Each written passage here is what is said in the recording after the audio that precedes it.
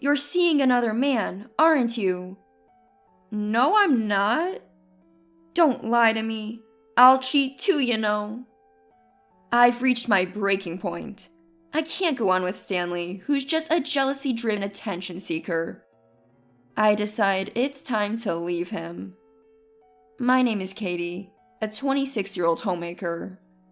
Stanley and I have been married for almost a year. While most people enjoy the honeymoon phase, I find myself unable to say that I'm truly happy. I met Stanley at a party hosted by a mutual friend. I was instantly captivated by him. He was charming, good-looking, and worked for a major company. There was just one catch. He was 10 years older than me. Because of the age gap, the other women at the party seemed a bit hesitant around him. But I've always liked older men, so this was actually a plus for me. Stanley seemed to like me too, and initiated a conversation. As we talked, I realized the age difference didn't matter. He was easy to talk to. My feelings for him grew stronger.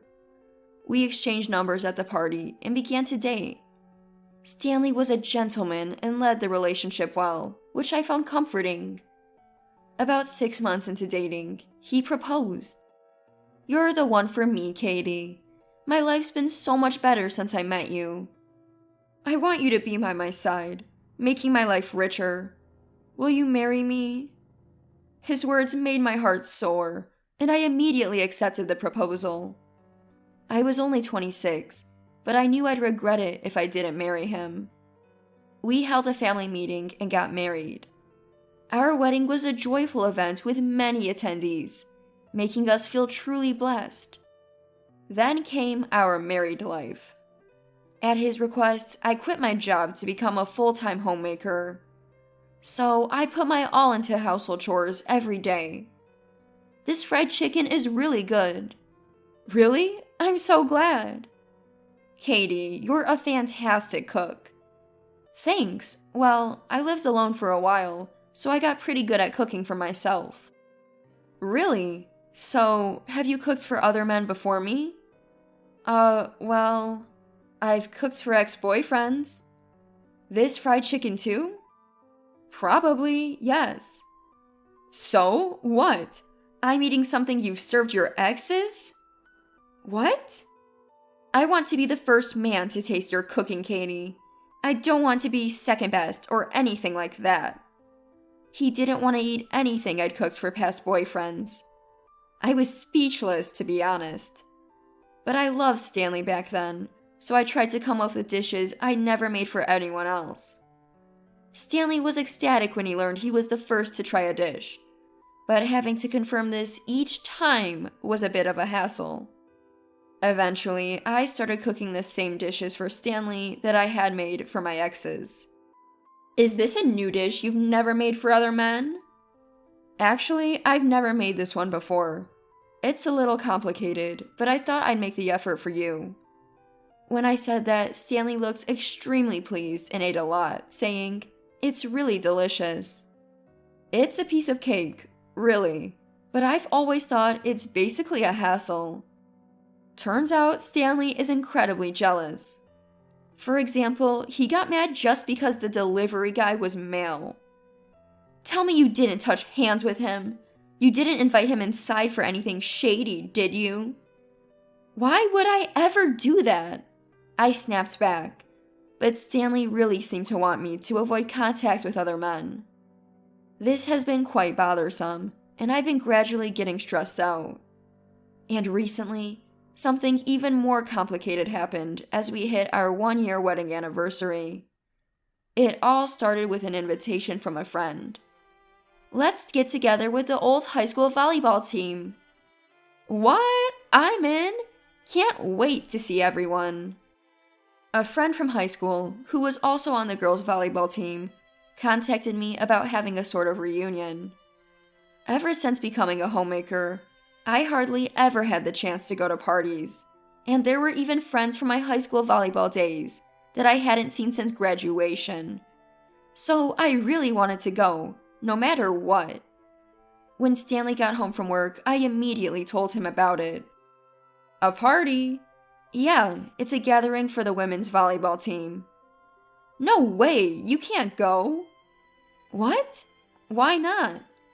Aren't men going to be there? No, didn't you hear me? It's for the women's volleyball team. But what if men end up coming later? Or what if the men's volleyball team gets invited and it turns into a mixed gathering? In any case, I can't let you go to such a risky place. Why? Don't you trust me? Are you saying you married a woman who's not trustworthy?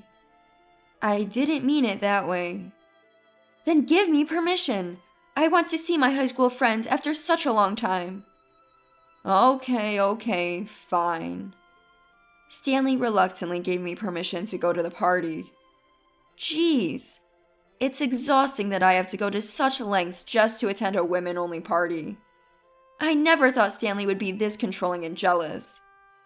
Age may not matter, but he's 10 years older. So I wish he'd act with a little more maturity. 2 weeks later, I went to the venue where the party was being held and reunited with my high school women's volleyball team. We had a great time catching up and sharing old memories. About 2 hours into the party, my phone rang. It was a call from Stanley. Are you okay? You don't have to answer. My friend seated next to me said as I glanced at the screen and set the phone back on the table. Yeah, it's fine. It's just Stanley probably telling me to come home. Your husband? Yeah, he's incredibly jealous. Once the topic shifted to Stanley, I opened up to everyone about how controlling and jealous he was. Everyone was surprised to hear my story and felt disgusted by Stanley's behavior. That sounds like such a hassle. I couldn't handle that. Me neither. I'm amazed your marriage has lasted. Everyone chimed in saying how strange Stanley was and took my side. I turned off my phone and continued to have a great time with everyone. I felt really grateful for having someone to vent to. It did wonders for my stress levels.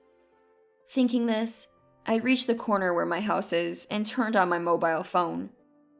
Then, like a bull in a china shop, calls started flooding in and I had dozens of text messages waiting. What's going on here? All the messages were from Stanley. Every message was something like, "Why aren't you home yet? Come home now." Or, "You're meeting a guy, aren't you?" I could only sigh. Just when I was in a good mood, Stanley ruins it. As I walk in the door, Stanley is there, faced like a thundercloud. Hey, what's the deal? Ignoring my messages and turning off your phone? I'm sorry, but we were all having a good time, and I didn't want to be interrupted. So you were with a man. What? No, it was only women. Look. I show him a photo taken with everyone. Everyone from the women's volleyball team is in the picture. No men to be seen. If you've done nothing wrong, then you could have at least responded to me. Why do you have to turn off your phone? Enough is enough.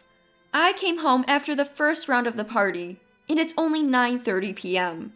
Do I ever stop you when you go to parties and come home late at night? That's work-related. It's different. Stanley always has an excuse for himself. He's so selfish, it's infuriating.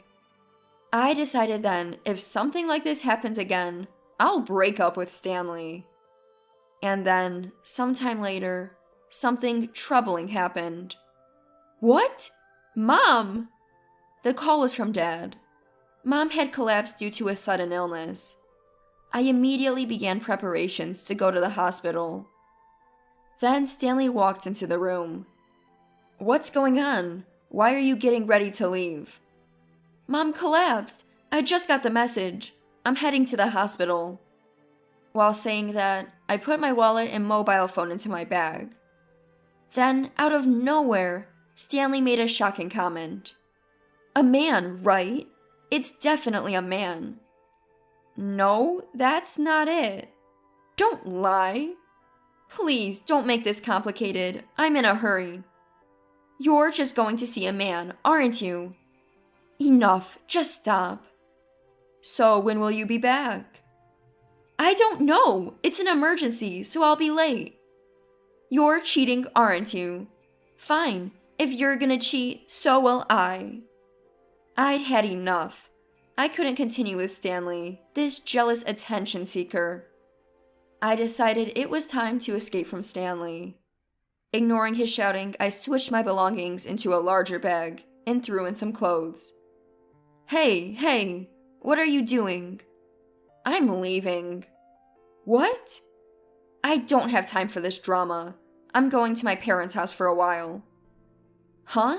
Is it a man? You're openly staying out? Think what you want. Fine, you're admitting to the affair then. I'm not having an affair, but I can't be bothered to correct your misunderstandings anymore. I have to go to the hospital. Goodbye.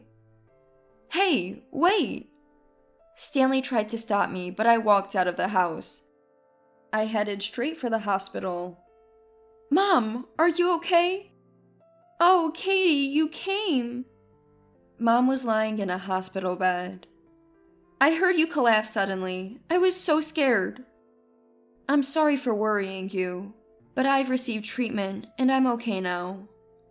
That's a relief. Mom had suffered a stroke, but she could be discharged without any issues. So, Katie, what's with the big bag? Well, actually... I explained the situation with Stanley to my parents. They were appalled by how controlling he was. They told me it was time to get a divorce. I nodded strongly, deciding to divorce Stanley.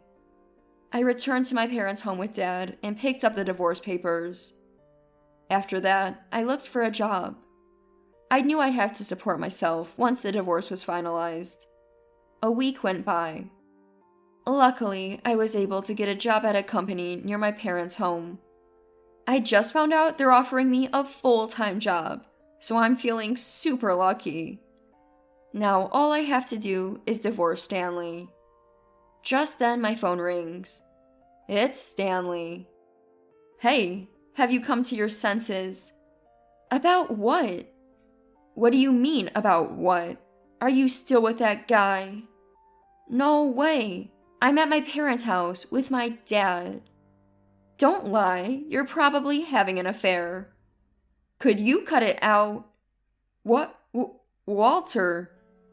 Why don't you believe Katie? Making assumptions that she's having an affair. What's going on with you? Well, you see. Stanley's tongue seemed to be tied, tripping over his words after hearing my dad on the phone. Now you get it. I've never lied to you and definitely haven't had an affair. But if you won't believe me, that's fine. I'm divorcing you. What? Divorce? Why would it come to this? It's obvious. No one can stand being married to someone like you. So you're leaving me too? What do you mean, too? Well, you see. Answer me. What are you talking about? Stanley, answer her. Actually, I have been divorced before. What? My ex-wife left me for the same reasons. You've got to be kidding me. I was completely dumbfounded. It turns out Stanley's overly possessive behavior had driven away his former spouse as well.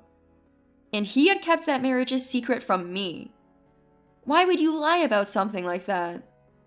Well, if you found out the reason for my divorce, you'd be put off.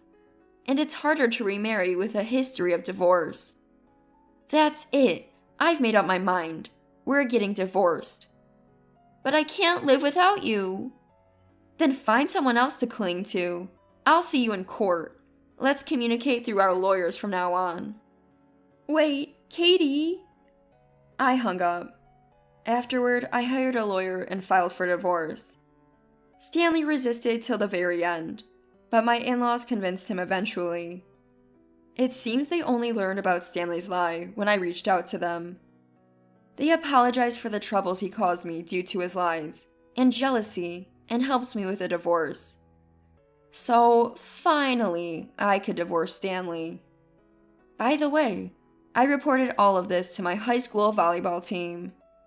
They were happy about my divorce, and it turns out one of my classmates' husbands works at Stanley's company. News spread like wildfire, and Stanley's now facing the cold shoulder from everyone. Stanley, meanwhile, has had a tough break. The younger colleagues and team members who used to admire him have started to drift away. His performance at work nosedived, leading to errors piling up. He was demoted from his position as a manager and shuffled off to a less dynamic department. As for me, that's none of my concern anymore. It feels like he got what was coming to him. On my end, I've moved back in with my dad and mom, who's now out of the hospital, and have taken up a corporate job again. My coworkers are all genuinely nice people, and I'm really enjoying my time on the job. For now, I plan to keep my focus squarely on work and aim for strong results, putting love and relationships on the back burner.